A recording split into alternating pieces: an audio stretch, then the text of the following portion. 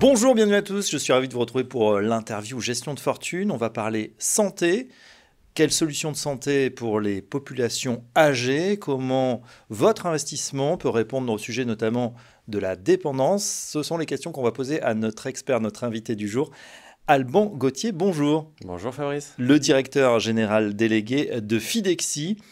Alban, on démarre avec, comme d'habitude, une présentation rapide de ce que fait Fidexi. Oui, pour ceux qui ne nous connaissent pas, Fidexi, c'est une structure qui existe depuis un peu plus de 30 ans et qui monte et commercialise des solutions d'investissement en immobilier direct sur deux secteurs différents. Le LMNP, loueur meublé non professionnel, que ce soit en étudiant, en senior ou en immobilier de santé.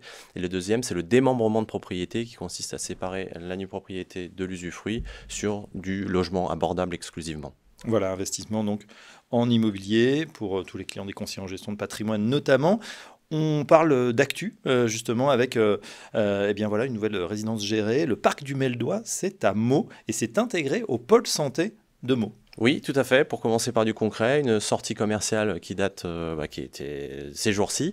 C'est donc la proposition d'investissement dans une résidence en EHPAD, 150 chambres, intégrée au sein du pôle de santé d'Orgemont, de Meaux, qui s'est fait dans un grand partenariat public-privé en lien avec le grand hôpital de l'Est francilien, qui est le premier hôpital de France hors CHU. Donc une belle réussite, on va dire, de partenariat public-privé. C'est un investissement LMNP avec des rentabilités tout à fait attractives, un bail assez protecteur, voire très protecteur pour l'investisseur, des budgets à partir de un peu plus de 200 000 euros, un chantier qui est démarré et le tout sur un secteur dont on sait que les besoins structurels sont énormes, donc d'une très très forte visibilité, des enjeux considérables pour prendre en charge la dépendance de demain. Voilà, ça fait longtemps que Fidexi s'intéresse à ces problèmes, j'allais dire ces problèmes de santé, en tout cas le sujet de la dépendance.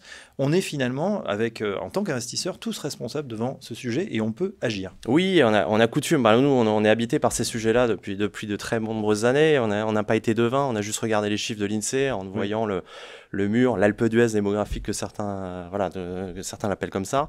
La progression considérable des effets structurels assez sidérants quand on regarde les chiffres de l'augmentation de la dépendance. C'est marrant parce qu'on voyait dans votre hall, là, en arrivant, le magazine Décideur qui demandait si sur la logique RSE, on était au rendez-vous. Ces derniers temps, on a été beaucoup questionné sur des formulaires à remplir, des cases à cocher sur les problématiques RSE. Et donc, on répond régulièrement, bien volontiers évidemment. Alors, parfois, est-ce qu'on a une poubelle verte et une poubelle jaune qui sont bien positionnées dans l'entrée, et moins sur nos sujets de fond. Et en parallèle, on rencontre beaucoup de partenaires qui nous disent avoir sur les étagères, on ne va pas se cacher, un certain nombre de produits d'investissement disponibles, et qui nous disent, mais finalement, pourquoi j'investirais, pourquoi je proposerais à mes clients d'investir dans des résidences médicalisées dans l'EHPAD? On revient toujours au sujet de fond, c'est-à-dire que si on veut être un petit peu responsable en tant que citoyen investisseur, citoyen salarié, citoyen parent, enfant de personnes dépendantes, on a tous la responsabilité à un moment d'aller vers des secteurs à fort enjeux sociétaux. Et l'EHPAD y participe. Il y a des enjeux, encore une fois, considérables. La population des plus de 85 ans va doubler d'ici 2040, tripler d'ici 2060. On attend, et c'est pas Fidexi qui le dit, c'est le ministère de la Solidarité qui dit qu'il va y avoir besoin de la création de 100 000 lits en EHPAD par décennie dans les 30 prochaines années. On est complètement incapable de répondre aux enjeux de la dépendance demain. On a beaucoup parlé médiatiquement, avec énormément d'émotion, de l'affaire Orpea, autour de la maltraitance. Nous, on a coutume de dire que la première maltraitance, ça va être de ne pas pouvoir proposer une infrastructure adaptée pour prendre en charge la dépendance dans les prochaines années. Ça commence dès maintenant, cette prise en charge de la dépendance, si on ne veut pas organiser la maltraitance de demain au travers des infrastructures et même au travers des emplois qui sont absolument pas pourvus aujourd'hui dans les métiers de la dépendance. On a un besoin considérable, et là je parle au nom de l'exploitant avec qui nous échangeons évidemment quotidiennement, des besoins considérables de recrutement, et aujourd'hui ce n'est pas forcément des métiers qui sont ultra plébiscités. Donc tous responsables, même en tant que parent, c'est d'expliquer à ses enfants Bien sûr.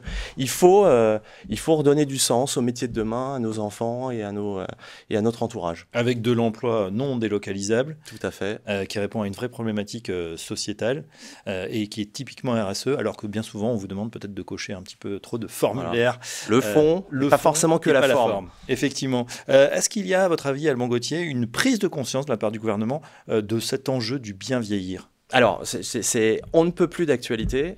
Au-delà, évidemment, l'affaire Orpea datant d'il y a 2 ans, il y a un certain nombre de choses qui ont été mises en œuvre, notamment des contrôles des pouvoirs publics avec les ARS, en lien avec les ARS, qui sont passés d'ailleurs très positivement, je crois, pour la plupart des établissements. Rappeler qu'il y a 7500 EHPAD en France, que c'est quasiment 500 000 salariés qui œuvrent tous les jours pour la prise en charge de la dépendance. Et il y a des gens très concernés, habités par leur métier.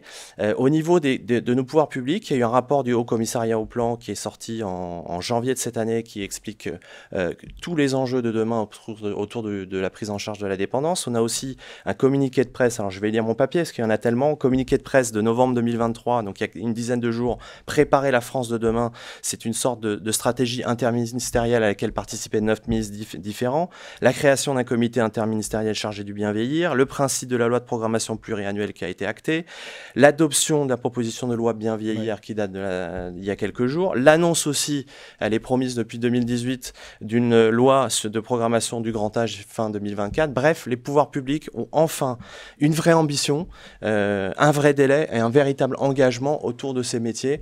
On l'attendait de nos voeux parce qu'on avait vu les chiffres, encore une fois, on n'est pas des devins, mais parce qu'il y avait des vrais enjeux demain. On a, il nous semble, une véritable volonté politique d'avancer dans les prochaines années sur le sujet.